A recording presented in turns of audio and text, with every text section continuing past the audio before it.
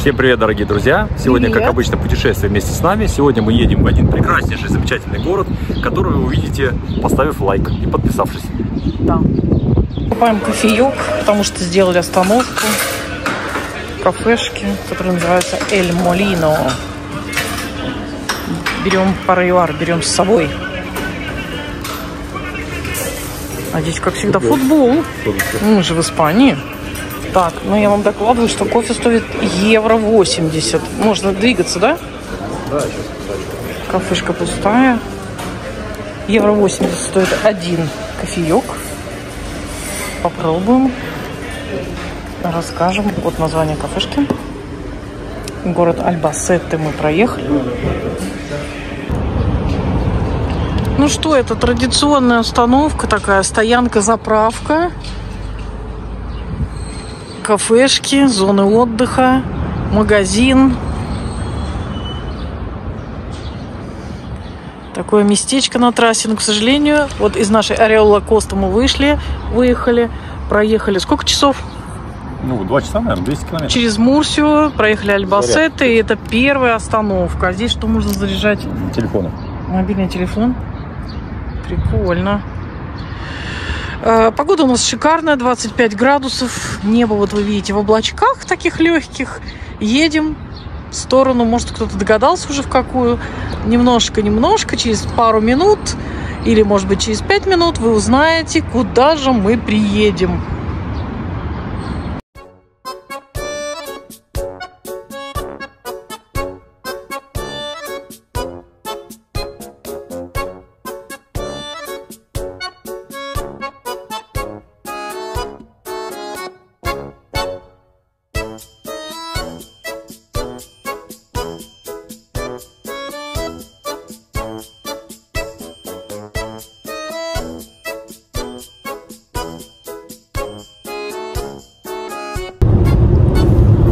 До Мадрида у нас совсем чуть-чуть. Наверное, дорогие друзья, многие догадались, что мы едем именно в Мадрид. Судя по тому, что тут ветряки, это Ла-Манча. И вы видите, что все поля практически чем-то засажены. Если это не виноград, то это какие-то злаки. Да? На улице 21 градус. 21 градус сейчас, 19:31. И, кстати, уезжая от побережья, чувствуется, что становится немножечко прохладнее. У нас, конечно, жарище.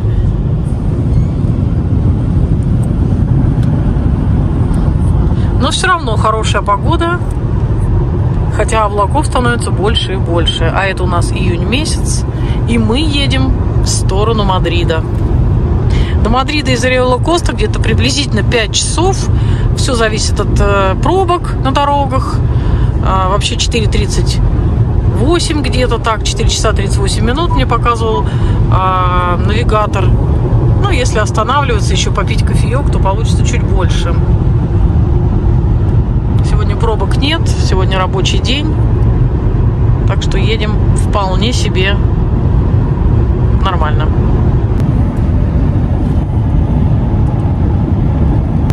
Кстати, вот около дороги, я обратила внимание, после Альбасетте до Мадрида появляются и рестораны, где можно перекусить, побольше заправок. И посмотрите, даже отель. 3 звездочки, отель практически в полях. Но тут и заправка, и отель, и ресторан. Очень удобно. Я посмотрела по карте, что здесь, в принципе, таких точек достаточно. Но край, опять-таки, винодельный, много бодег для тех, кого это интересует. Различные достопримечательности, интересные маленькие городочки. Ветряки. Вот такой он регион.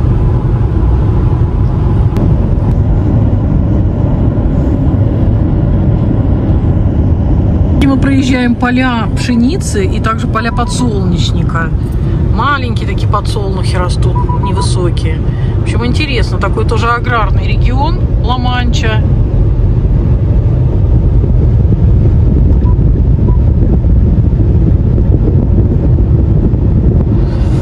Я думаю, что Испании тоже голодовка не страшна. Есть чего вырастить, где вырастить. Где желудей набрать. Где набрать, да, желудей, где свинок покормить. Ну и, соответственно, будет что поесть. Ну что, время у нас 20:54. 22 градуса. Впереди у нас Мадрид. Осталось какие-то последние 15 километров. Облака такие. Это вам не наше побережье. Чувствуется прохладнее. Аисты полетели. Чувствуется, Алексей, что прохладнее? Да, от кондиционера вообще прохладно. Нет, вообще это вот, ну, чувствуется. Почему? Нет кондиционера, а вообще видно, что облака такие прямо темненькие. Ну, здесь значит. Но следующая неделя, я посмотрела, будет 32, в Мадриде 31, так что уже, ну, можно сказать, жаркий июль подступает и к Мадриду. А пока что вот такая погодка. В Мадрид. Это столица Испанского королевства. Самый крупный город в Испании. На первом месте по численности населения. 3,3 миллиона, как я прочитала. Почему-то я думала, что больше здесь гораздо. Не знаю почему. Мне казалось, что больше. Вот. Но во всяком случае, так гласят источники. Несколько источников я проверила. 3,3 миллиона на 23 год. Несколько университетов, государственные, частные, аэропорт. В общем, все прелести жизни. Кстати, друзья, мы проехали, я как раз обнулил счетчик, вот ровно 450 километров. Это от нашего побережья Аликанте. Ехали мы порядка 5 часов, скажем так, 4,5. Дорога прекраснейшая, на дороге тихо, спокойно. В самом Мадриде чувствуется повышенное количество автомобилей, все-таки город большой. Как въезжаешь в такие города, как Санкт-Петербург, в Москву, на подъезде всегда начинает появляться такое большое количество машин, которые едут кто с работы, кто откуда. И, соответственно, здесь в Мадриде то же самое. Еще раз повторюсь, никаких постов, никаких радаров мы не видели. Один видели в кустах, да, который бережно все отмечали на Google картах, что там стоит передвижной радар. Я тоже отметила, по секрету скажу. Ну, надеюсь, что мы не попались. Ехали, соблюдая все правила дорожного движения. Да, мы соблюдаем. Ну, сейчас 21 час, поэтому, в принципе, пробки большой нет в Мадриде. Я думаю, что все уже дома. Все уже дома после работы. Поужинали или ужинают, отдыхают, смотрят новости. Я не знаю, чем там занимаются, но мы практически в Мадриде. Ну что, похож? Похож на окраину любого крупного города, миллионника. Миллион французский какой-то. Ну да, да, в принципе. Очень информативно, очень много знаков.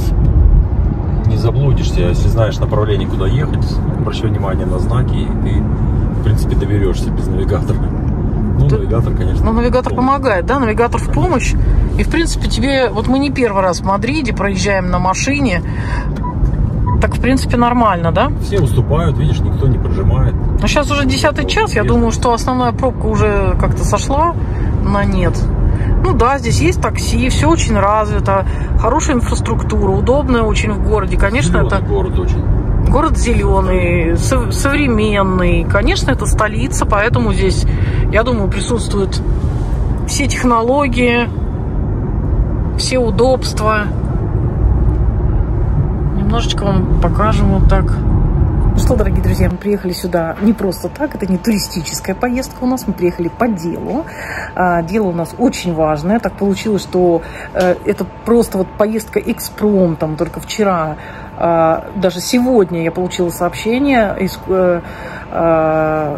консульства о том, что у нас завтра сито на посещение консульства, оформлять мы будем загранпаспорт, загранпаспорта все вчетвером здесь, в консульстве. И поэтому мы в Мадриде, поэтому мы срочно выехали, даже не покупали билеты на поезд, ехали на автомобиле все вчетвером и быстренько забронировали отель. То есть все, что у нас было, то есть мы буквально вот нас оповестили и мы узнали. Поэтому полезная информация будет для вас, для некоторых, я надеюсь. Смотрите дальше наш ролик, вы узнаете, что для этого нам потребовалось, как мы делали загранпаспорта, сколько это стоит, вообще все. Вот, может быть, даже немножечко завтра покажем вам что-то. Ну, а доехали мы, примерно потратили порядка 60 евро на топливо. То есть, в принципе, доехали очень быстро. Дорога хорошая, как я уже говорил уже в процессе. И, соответственно, порядка 60 у нас уйдет на обратную дорогу. То есть, если вы едете вчетвером на автомобиле, конечно, это значительно экономически выгодно или выгоднее, чем ехать там другими видами транспорта, если у вас есть возможность. Ну, вот поэтому, собственно говоря, мы не бронировали билеты на поезд. Мы посмотрели уже в процессе, они где-то 30 евро за человека в одну сторону. То есть нам бы вышло, представляете, 120, 240 туда-обратно. Отель у нас за ночь 100 евро, да, по-моему? Да, 100 с чем-то. 100 с чем-то евро. Это за один двухместный номер. Завтрак 15 евро, стоянка 25 евро. На синей линии ночью бесплатно. На синей линии ночью бесплатно. Синюю разметку смотрите. Зеленая — это для жителей данного города или района, микрорайона, муниципалитета. Вот как-то так. Так что, думаю, завтра мы прогуляемся, зайдем в консульство, сделаем все необходимые процедуры и кое-что, может быть, вам расскажем, чтобы, может быть, кому-то это будет полезно, интересно и нужно. Поездка у нас не развлекательная, не туристическая. В музей Прадо мы не пойдем в этот раз. На площадь Испании, скорее всего, тоже. Но зато полезная очень. И думаю, что наша информация кому-то может быть полезной также. Так что смотрите дальше. Друзья, оплатил только что парковку. Значит, парковка «Синяя линия» действует до 9 утра. С 9 утра нужно заплатить. И приятная новость, так как мы разместили шильдик этот экологического класса, паркомат дал скидку 15% для парковки. Первый раз столкнулся. А ночью было бесплатно еще раз, да? Бесплатно, да. То есть вводишь номер машины, она проверяет по базе, есть ли экологическая этикетка или нет. Соответственно, если есть, то скидка. А бесплатно со скольки до скольки? Сейчас не помню уже. До 9 утра, да? До 9 утра. Все, у нас сегодня прекрасный день. Мы переночевали в отеле. Смотрите, какая красота цветет. Цветут такие ароматные растения. И мы сегодня идем в консульство подавать документы на то, чтобы изготовить загранпаспорта. Все, движемся вперед.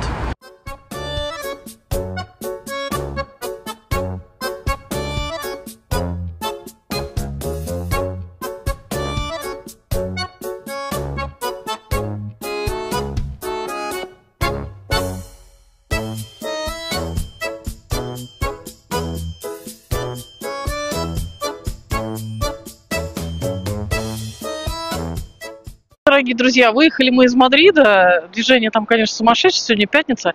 Кратко расскажу вам, как мы сходили в консульство. Думаю, это будет тоже многим полезно.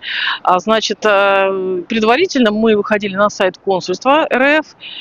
Там, где есть раздел получения загранпаспорта. В общем, там все расписано. Вы все посмотрите. Там нужно заполнить заявление. Практически вся информация есть. О том, как брать ситу, о том, что заполнять, как заполнять. Все там. Короче, от вас нужно заявление, нужно паспорт заграничный действующий, допустим, паспорт российский тоже внутренний действующий. Соответственно, некоторые ксерокопии надо некоторых страниц сделать этих паспортов. Вот. Я так понимаю, что можно сделать как бы второй загранпаспорт, чтобы их было два, да, либо сделать взамен просроченного уже, то есть вот таким образом. В определенный день, когда получено в день ситы, да, то есть на каждого человека должна быть своя сита, в день ситы вы приезжаете, в общем, все как в испанское тоже заведение подавать, да, все аналогично. Приезжаете в нужное время, все очень быстро, 15 минут буквально там выделено на 2 человека, все очень четко, быстро, вежливо, классно, все прошли, все замечательно. Там же сфотографировались, там же приложили пальчики, в общем, вся процедура заняла у нас, я не знаю, минут 20-25 на четверых, очень быстро. По ценам, значит, вы все можете тоже узнать на сайте консульства. На сегодняшний день консульский сбор 86 евро на человека. Вот. Ситу, соответственно, вы берете бесплатно. Уже сказала, что на сайте консульства вся информация есть. Также у них есть телеграм-канал, тоже можно подписаться. Ссылочка на этом сайте консульства тоже есть. И, соответственно, там тоже можно читать какую-то полезную информацию. Подали мы все документы, дали такие справочки, сказали, что самостоятельно вы можете узнавать на сайте также информацию, по-моему, о готовности. Либо они сообщают, но не менее 3 месяцев это занимает. То есть минимально это месяц, но на самом деле по факту может занять 3 месяца. Посмотрите, кстати, как у нас тут цветочки цветут, зелень, шикарно все цветет. Кстати, немножко о Мадриде. Никакие достопримечательности мы смотреть не стали. Поездка была не туристическая у нас, а по делу. В консульство мы ездили, да, то есть, естественно, мы переночевали. Это очень удобно, можно ехать на поезде, можно на автомобиле, как вам нравится. Движение, конечно, как в любом крупном мегаполисе, очень активное. Причем в Мадриде у них еще есть такая тенденция не держать дистанцию и подрезать. То есть вот это есть немножко, но это как в крупном мегаполисе. Просто немножко на побережье мы от этого отвыкаем, а в Мадриде приходится все вспоминать, как это было в крупном городе, в миллионнике. Вот, дорогие друзья, то есть все это занимает мало времени достаточно. При получении также можно ехать самостоятельно получать, а можно по почте получать готовые паспорта. Еще хотел добавить, Татьяна, что когда вы паркуете машину в Мадриде, в платные парковки, конечно, цена может зашкаливать, но в любом случае можно либо припарковаться на синей линии, как я уже сказал ранее, либо заехать в любую парковку, которых большое множество, и, соответственно, припарковать автомобиль там. Проблем с этим нет. Заезд в центр обязательно клеим наклейку, шильдик экологического класса, это сейчас обязательно, без этого могут вас оштрафовать. И, соответственно, как я уже говорил, повторюсь, что если вы с шильдиком паркуете автомобиль на синей линии, у вас дополнительно 15% скидка. Кстати, кто поедет в консульство, скажет, что недалеко есть парковка. И, кстати, рядом с консульством, да, действительно, Татьяна мне добавила, что рядом с консульством есть парковка, очень удобная. Вы оставляете свой автомобиль, отдаете ключи, и парковщик сам паркует машину, чтобы не терять время, если вы опаздываете. То есть просто подъехали, взяли талончик, отдали ключи, и он сам ее припаркует. Очень удобно. За процесс, пока мы с семьей, 4 человека, подавали все документы, ну, это прошло там не больше часа, я думаю, мы заплатили 3 евро. Делаем маленький привал и рассказываем вам, что вокруг здесь Мадрида пшеничные поля. Ну, предположительно пшеничные. Ну, точно то, что злаковое, это точно. Даже такой как-то травяной запах.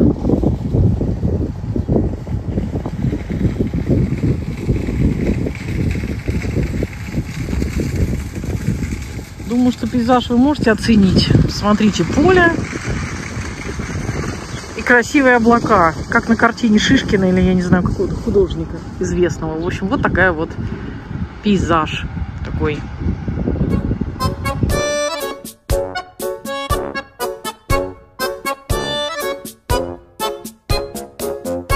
По дороге из Мадрида, практически на середине пути приблизительно, в нашу Ориуэла-Косту, мы останавливаемся в городке Ла-Родо. Он лежит как раз вот прямо по трассе. Городок известен тем, что здесь есть фабрика знаменитых испанских пирожных. Именно эти пирожные, которые мигелитосы называются, а именно они прославили этот городок. Это слоеные пирожные квадратной формы, внутри со сливочным кремом, облитые глазурью или покрытые сахарной пудрой посыпанные. И они изобретены в 60-х годах жителям этого города Ла-Родо. Написано вот на этой фабрике, что 1951 год. В интернете я нашла, что в 65 году он как бы изобрел вот это пирожное. Был он известный кондитер, и учился он в Памплоне этому мастерству, как я вычитала. Вот. И дальше он стал производить здесь такие пирожные квадратной формы. Его другу Мигелю Рамиресу они очень нравились, он их приобретал. И однажды, когда он пришел, так гласит легенда, к своему другу, вот кондитеру, он спросил, как называются твои пирожные? И он сказал, так же, как и ты, Мигели. А этого Мигеля все здесь звали Мигелито, поэтому эти пироженки стали называться Мигелито, то есть мигелитосы. Вот, мы заехали, хотим попробовать их. Они, как я прочитала, вкусные достаточно. Иногда люди приезжают их, чтобы вот купить в подарок кому-то. Я не знаю, мы попробуем. Наверное, здесь есть кафешка, магазинчик. Сейчас покажем вам и расскажем свои впечатления, вкусные они или нет. А вы можете заехать.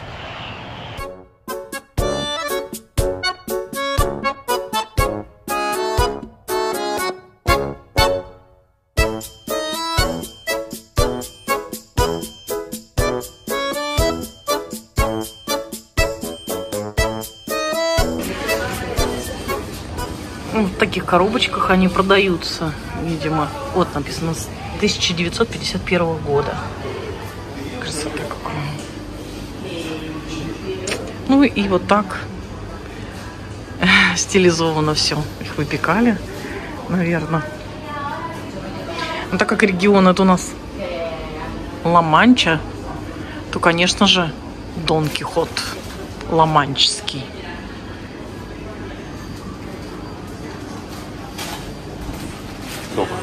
Но помимо всего прочего, здесь вообще много очень интересных сладостей. Все в коробочках, какие-то слоеные. Вот эти цветочки красивые, да? Да, вот такие я вообще вижу впервые. А вот эти начинки здесь? Вкуснятина какая. Такой интересный магазинчик. Здорово. Медок. Совершенно разный мед. Смотрите, в каких красивых баночках тоже можно купить. 6,50 или малюсенькая 3,65. Все это в этом магазине. Много-много сладостей. Такие вот. Их хранить в холодильнике, наверное, надо. Крема там. Сколько стоит такая большая коробочка? Интересно. Так, 29 евро у нас и тут. Ну, тут много чего. Есть сайт, есть Facebook. Прикольно. YouTube канал, да. Да. И вот такие маленькие на пробу. И сколько они стоят? Вот одна штучка маленькая. А я чуть не смотрел.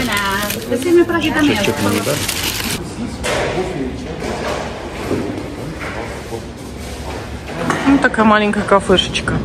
И 12 штук стоит 6 евро. Так что вот такой магазинчик. Магазинчик и кафешка. Все здесь.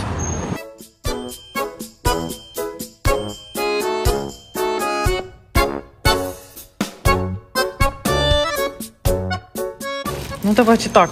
Я серединку еще покажу. Сливочный крем, слоеное тесто. Ну, он такой легенький. В кондитерской, наверное. Север. В Санкт-Петербурге мы едали нечто подобное. Ну, только слои такие, более воздушные. Вкусно, да? Мне очень понравилось. Ну, если на диете сидеть, то можно. Не очень калорийный, легкий, маленький, не объемный. Так что заходите. Вот сливочная серединка, крем и обсыпка пудрой сахарной. Но так как дорога здесь проходил, где проходил Сервантес и писал произведение Дон Кихота, соответственно, рута де Дон Кихот проходит здесь. То есть обязательно нужно зайти, сфотографироваться вот с тем Дон Кихотом, который там внутри стоит. Там. И, соответственно, посетить эту фабрику.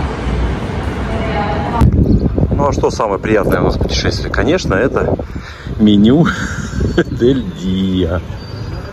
Ну или просто обед, который мы сейчас будем производить. Ну что, когда вы долго в пути, когда вы едете из Мадрида, иногда хочется, и делаете остановки, иногда хочется перекусить. Вот мы едем, и время настало обеда. Мы зашли вот в такой замечательный ресторан, Алексей. И решили перекусить. Перекусывать будем, как обычно, меню Дель Диа. Сейчас я немножечко вам покажу интерьер. В каждом ресторане, конечно, своя атмосфера. Здесь вот можно увидеть такие вот древние весы, которые, кстати, очень хорошо работают. Вот такая красотища.